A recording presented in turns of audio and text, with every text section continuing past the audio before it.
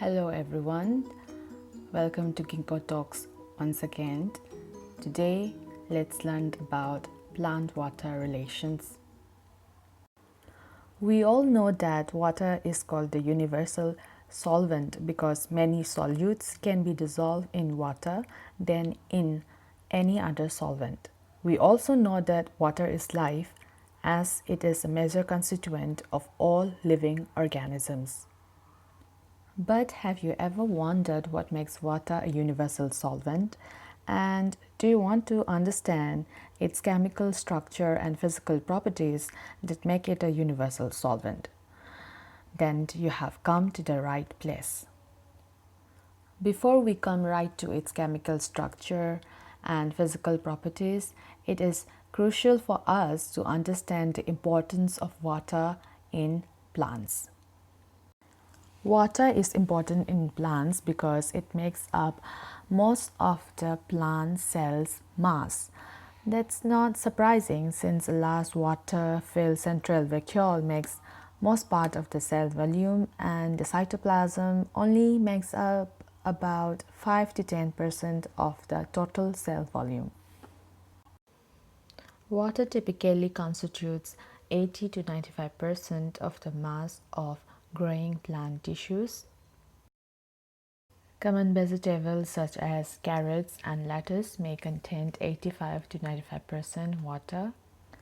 Seeds are among the driest of plant tissues with a water content of 5 to 15%, yet before germinating, we know that seeds need to absorb a considerable amount of water.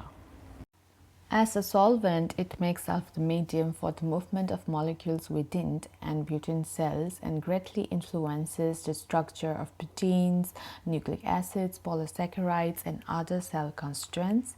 Water also forms the environment in which most of the biochemical reactions of the cell occur, and it also directly participates in many essential chemical reactions such as photosynthesis. Let's now study the structure of water. We can see that the water molecule consists of an oxygen atom covalently bonded to two hydrogen atoms. Oxygen, being more electronegative than hydrogen, tends to attract the electrons of the covalent bond. This attraction results in a partial negative charge at the oxygen end of the molecule and a partial positive charge at each hydrogen. The two intramolecular hydrogen-oxygen bonds form an angle of 104.5 degrees, giving a bend geometry to the water molecule. This shape, together with the separation of partial charges, make water a polar molecule. The opposite partial charges between neighboring water molecules tend to attract each other. The weak electrostatic attraction between water molecules, known as a hydrogen bond, is responsible for many of the unusual physical properties of water. Water has unusual thermal properties such as high specific heat and high latent heat of vaporization. Specific heat is the heat energy required to raise the temperature of a substance by a specific amount. Latent heat of vaporization is the energy needed to separate molecules from the liquid phase and move them into the gaseous phase at a constant temperature. Compared with other liquids, water requires a relatively large energy input to raise its temperature, that is, it has a high specific heat. And having this large energy input requirement enables plants to buffer temperature fluctuations.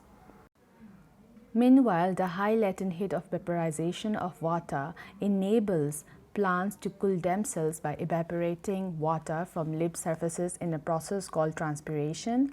Transpiration is thus crucial in plants as leaves are prone to heat up because of the radiant, intense input from the sun. Have you heard about the other properties of water, that is cohesion, surface tension, and adhesion? The extensive hydrogen bonding in water gives rise to the property known as cohesion, which is the mutual attraction between water molecules, and this cohesive nature gives rise to surface tension, which is the property of the surface of a liquid that allows it to resist an external force. A related property called adhesion is the attraction of water to a solid phase such as a cell wall or glass surface. Now look at this beautiful picture. This picture shows a water drop on a leaf showing the effects of adhesion and cohesion on water. Adhesion causes the water to be sticky to the tip of the leaf, thus preventing it from falling off. Meanwhile, cohesion is seen in the actual water drop. The water molecules stick to each other, thus forming a drop. This picture shows the property of water tension. The force applied by the foot of the insect is lesser than the surface tension of the water molecules, and this enables the water stick insect to walk on the surface of water. Lastly, but not the least, cohesion, adhesion, and surface tension give rise to a very interesting phenomenon known as capillarity, which is the movement of water along a capillary tube.